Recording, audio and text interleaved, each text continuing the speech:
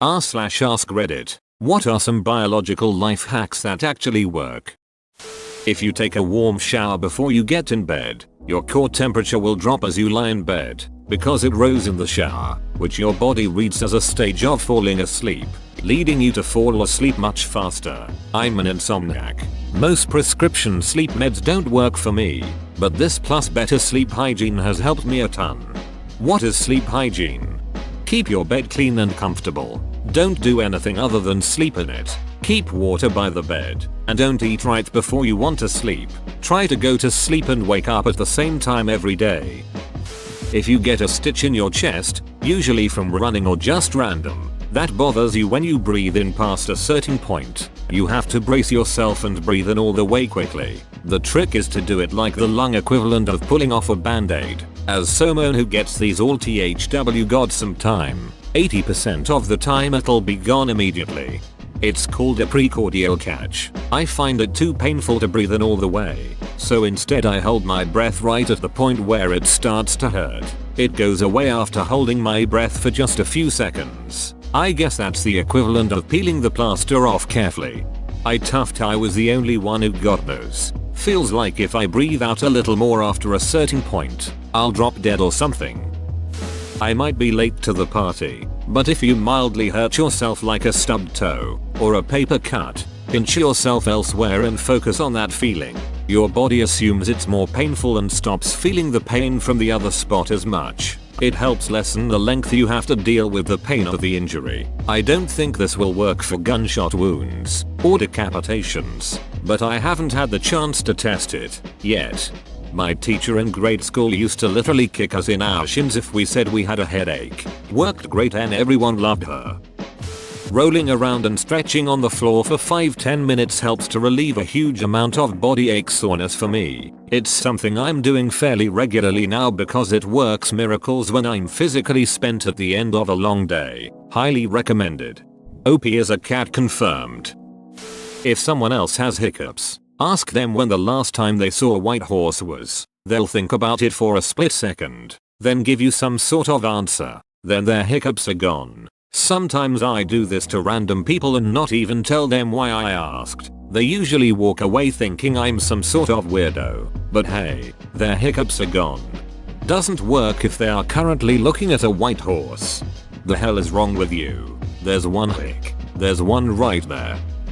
Every time I pee I scratch this one spot on my back. Now when it is important that I pee before a long car ride or know I am going to a place without a restroom, I go to the bathroom and scratch that spot on my back and I start to pee whether or not I had to. Nice, you've trained yourself. Go Pavlov. If you get a lot of mild headaches that feel like they might be caffeine headaches, or maybe tension headaches, try drinking more water. They could be caused by dehydration. Also, if you're tired or stressed, walking each day for a certain amount of time increases your mental capacities. I'm a postman. I walk 8-9 miles a day 6 days a week. Why am I not a genius yet? Well, at least it seems like you don't have dementia. If you get up to go to the toilet at night, close one eye and keep it closed while the lights are on. When you turn the light back off, the closed eye will still be adjusted to the dark. I just wear an eye patch to bed and switch it around after I've swabbed the poop deck. My father had a knee replacement a few years ago and tried to tough out the post-op period at home without any opiates. This led to one incident of pretty severe pain. He doesn't normally beg us to kill him, which made him finally pop some Percocets. But before the drugs kicked in he was still thrashing around in agony. To take his mind off it, I started asking him about his college apartments in all kinds of elaborate detail, like what kind of carpet was on the floor, what color shower curtain did they have, what sort of dishes and on what shelves were they kept, etc. It forced him to focus his attention on his memories of this place and not on the pain he was currently experiencing. It was successful, at least long enough for the drugs to start doing real work on the problem. My friend uses this tactic to help people if they're having a panic attack or have gone similarly funny from ingesting too many recreational substances. Asks them to describe something in detail, keeps them focused on something else and distract them from being worked up. It's a great idea. If you have a bit of acid reflux, sleep on your left side. However, if you experience it frequently, talk to your doctor. If you want to make yourself sneeze, try staying in a dark place for a while and then going out into the sun. For 18 to 35% of people, that'll induce a sneeze due to the photic sneeze effect, or autosomal dominant compelling helio-ophthalmic outburst syndrome, ADCHU, because scientists especially love a good acronym. The pinhole effect. If you're short or long-sighted, then take off your glasses and make a tiny hole with your hand. Look through it and read something you normally couldn't. For photographers, doing this serves to reduce the aperture, thereby increasing your depth of field and putting more things in focus. If you're worried you're gonna throw up, your mouth usually fills with saliva a minute or two beforehand because the contents of your own stomach are harmful to your throat. It's a pretty good indication that you're gonna hurl. I find if I spit that saliva out, I can't avoid throwing up. If I swallow it, I'll throw up. Since I hate throwing up, I spit and spit and spit until my brain is like, okay then. Well, duck you then. I thought throwing up would help, but no, Mr. Rabies over here decided he was gonna spit out all that protective coating I made for him. What a jackass. Have it your way. Drink water before bed if you want to wake up early. That Christmas episode of The Simpsons changed my life. This just makes me wake up 3-4 hours after I fall asleep. Yo, seriously, start getting exercise. That shit works. Go hard. Go beyond what you expect you can do. You'll feel great. I feel like I must be exercising wrong. I've never experienced anything like an exercise high. I just feel tired, bored and sweaty no matter what I do. I keep doing it because I know it's healthy, but it never stops feeling like an unpleasant chore. Meanwhile, my co-workers talk about running like it's cocaine and I don't understand at all. Get adequate sleep. Do you have any life hacks on how to do that if you're a chronic insomniac?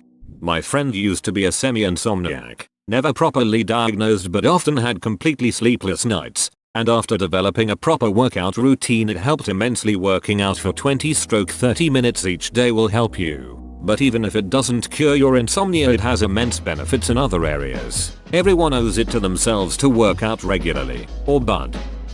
If you get brain freeze, either breathe with your mouth open for a few seconds and power through, or try to use your tongue to warm the roof of your mouth.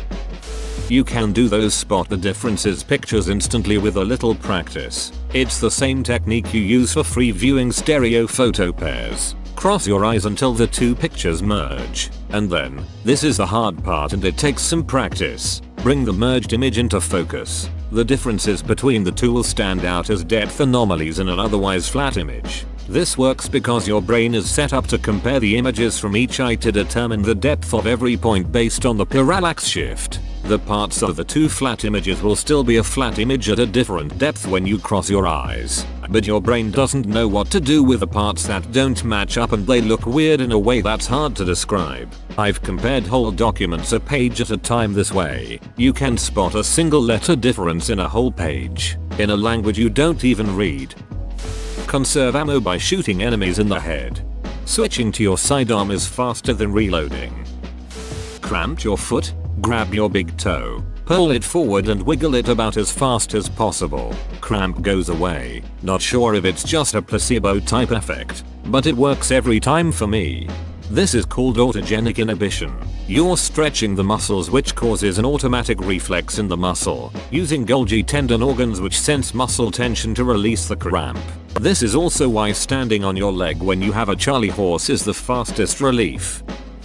For hiccups, take a deep breath. Swallow twice, then exhale slowly out of your nose. I have no clue why it works. I just had hiccups yesterday and googled how to get rid of them and this worked. I'll definitely be using it next time. I tell myself to hiccup again, and get all stressed with myself. Go on, hiccup again, and the pressure of trying to force an involuntary action seems to prevent further hiccups. For tinnitus, stolen from another sort of thread. Place the palms of your hands over your ears with fingers resting gently on the back of your head. Your middle fingers should point toward one another just above the base of your skull. Place your index fingers on top of your middle fingers and snap them, the index fingers, onto the skull, making a loud, drumming noise. Repeat 40-50 times. Some people experience immediate relief with this method. Repeat several times a day for as long as necessary to reduce tinnitus. Dr. Jan Stryden of A2Z of Health, Beauty and Fitness Org. Weight loss is 75 to 100% diet. Going to the gym and running a mile does not burn as much calories as you think. A professor did a study where he only ate Twinkies for a month. Because the caloric intake was low, he lost weight, or maintained. This truly showed it was the volume and less about the contents of what we eat which controls our weight. Obviously you get no essential vitamins and nutrients from just Twinkies. I don't advocate it, but all these diet fads are useless. The key concept is controlling caloric intake. That's all it takes. If you're laying in bed and half your nose is blocked, roll to the side where the clear nostril is against your pillow and you'll find that within about a minute, your blocked nostril will open and you can breathe easy. And then in a few minutes the other one is clogged, so repeat the process. Whoa, you made it to the end? You're a ducking beast. I'll cut you a deal. Smash like and subscribe for more curated content, bruh. It's free and that's a great price.